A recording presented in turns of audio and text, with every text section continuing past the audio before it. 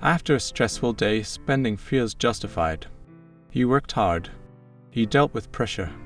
You handled responsibilities. And somewhere in your mind, a simple thought appears: I deserve this. At first, it feels harmless, reasonable even, a small reward for effort, stress, or discomfort.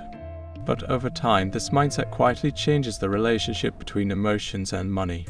And once that connection becomes automatic, spending stops being intentional.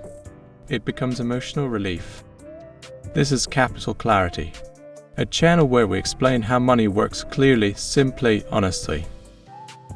The I deserve it trap is difficult to notice because it rarely feels irresponsible.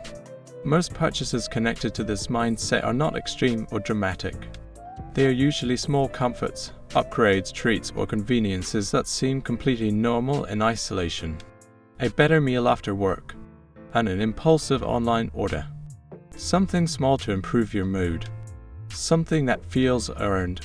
The problem is not the individual purchase itself.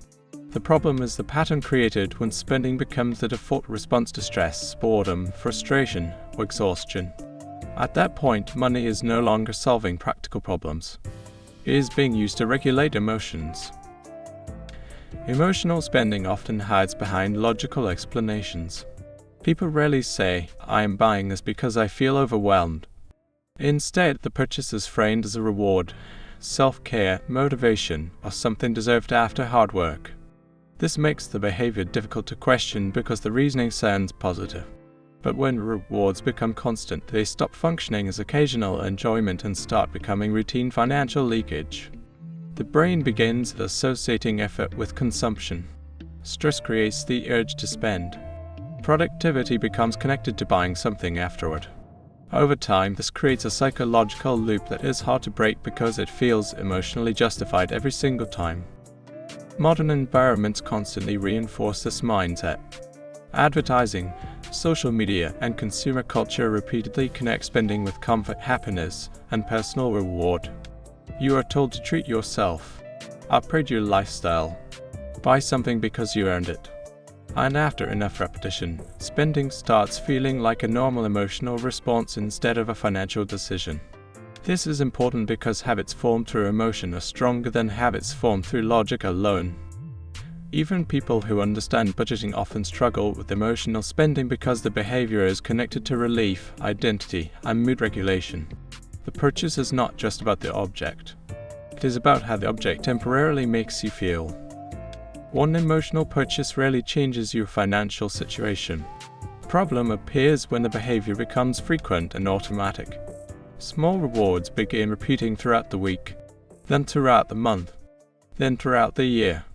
And because the purchases feel individually reasonable, the total impact remains psychologically invisible for a long time. This creates one of the most dangerous financial patterns: consistent spending without conscious evaluation. Money leaves in small amounts, but the behavior itself becomes deeply embedded into everyday life. And eventually, rewards stop feeling special because they become expected. One of the biggest problems with emotional spending is that it disconnects people from the actual source of discomfort. Stress at work is not solved by buying something. Exhaustion is not solved by delivering food every evening. Boredom is not solved by scrolling and purchasing random items online. The spending creates temporary relief, but the underlying condition remains unchanged. Because of this, the brain learns to seek repeated consumption instead of addressing the real issue directly. This creates dependency on spending for emotional regulation, which slowly weakens financial control over time. The I deserve it mindset also contributes to lifestyle inflation. As income grows, rewards become larger, more frequent, and more normalized. What once felt expensive starts feeling acceptable. Small luxuries become baseline expectations. Convenience becomes routine. And over time, financial standards rise faster than awareness. The danger is not the occasional upgrade. The danger is when comfort becomes permanently attached to spending at higher and higher levels. At that point, maintaining emotional comfort requires increasing financial output. And that creates pressure. Healthy spending and emotional escape are not the same thing. Intentional enjoyment comes from conscious choice. It fits inside a balanced financial system without creating regret or instability. Escape spending feels different. It happens automatically, emotionally, and often impulsively. The goal is not long-term value. The goal is temporary emotional relief.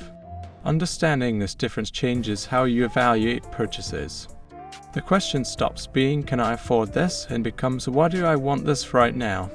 That single shift creates awareness. And awareness interrupts automatic behavior. One of the most effective ways to reduce emotional spending is to create time between emotion and action. Most impulsive purchases happen quickly. The emotional urge appears and the purchase follows immediately. There is no interruption in the process. Adding even a small delay changes the dynamic completely. Waiting a few hours. Saving the item instead of buying it immediately. Leaving the store. Closing the app. These actions sound simple, but psychologically they are powerful because they weaken the emotional intensity attached to the decision. And once emotion weakens, clarity returns. Breaking this trap does not mean removing enjoyment from life. It means separating emotional recovery from constant consumption. Rest can be a reward. Free time can be a reward. Health, stability, quiet progress, and reduced stress can all become forms of reward that do not require continuous spending. This matters because financial stability itself creates emotional relief. But emotional spending often destroys the very stability people are trying to feel. When the reward system changes, spending becomes more intentional instead of reactive. And that shift changes everything slowly over time. The "I deserve it" trap rarely destroys finances overnight. Its damage comes from repetition. Repeated spending. Repeated justification. Repeated emotional reactions. Over long periods of time, these patterns quietly reduce savings, increase dependency on income, and make financial progress slower than it should be. The person still works hard, still earns money, still tries to improve their situation, but the emotional spending loop constantly absorbs the progress before it can accumulate into stability. And because the purchases feel deserved, the cycle often continues unnoticed for years. The problem is not enjoying your money. The problem is using spending as emotional recovery every time life becomes difficult. Because when rewards become automatic, they stop feeling like freedom and start becoming financial pressure disguised as comfort. Not every purchase is about the thing you buy. Sometimes it is about the feeling you are trying to escape.